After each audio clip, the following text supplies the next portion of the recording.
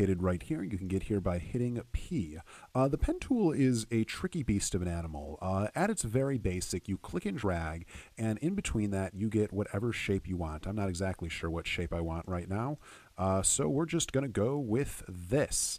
All the modifier keys allow you to change it a bit. So Alt, for instance, allows you to change the curvature between these 2 points. Control, or I suppose Command on a Mac, allows you to change the location of the point.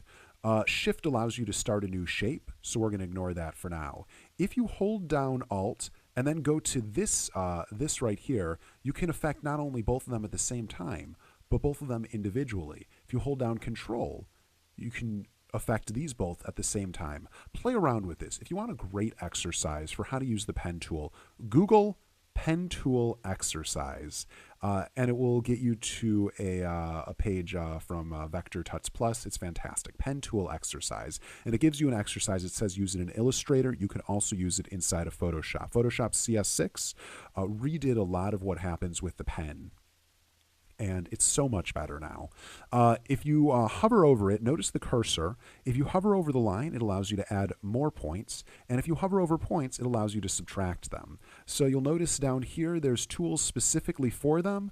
Add anchor point, delete anchor point. You can actually do that all directly within the tool, so we're not going to worry about either of these right here.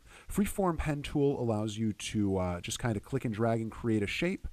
Not as much control. Generally, if you're using the pen tool, you want to have more control, so we're going to stick with the pen tool. Convert point tool is exactly the same as if you are holding down Alt. So we're again going to focus on the pen tool. So what can you do with this shape right here? There's a few things. You can change it into a shape, and that just makes a shape out of your shape. Also, you can change it into a mask. So let's say we have something like this, and we spend a bit of time creating a shape around this. For a lot of people, the pen tool is their favorite thing to use selection. They don't use quick mask. They definitely don't use lasso. They use pen tool, and I have to say, notice how I'm holding down spacebar in order to move the canvas in the middle of using the pen tool. And I have to say, look at that wonderful double chin. I have to say, in Photoshop CS6, the pen tool has finally entered its own space inside of Photoshop.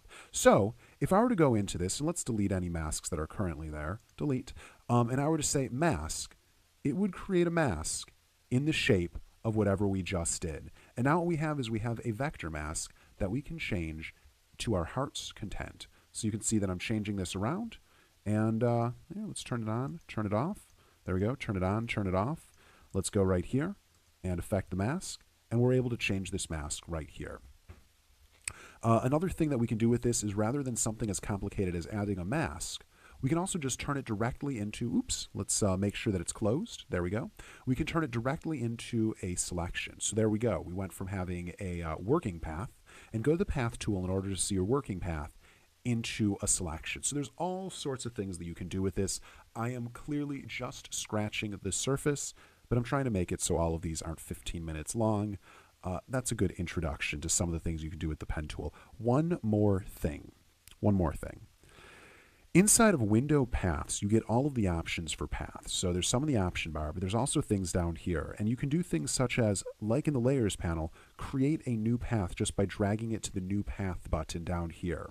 Otherwise, if it's just called a work path, there's a chance you might lose it if you accidentally overwrite it with something else. So make sure that it's labeled correctly, face path, and use them as you will. This is really just scratching the surface. Paths are fantastic.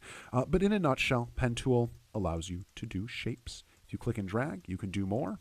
And if you hold down Alt, all sorts of options. And if you right click, it's essentially the same options that are inside of the option bar. For the full 4-hour Photoshop crash course, click on the link below. And to get more of the tools, just click on this link inside.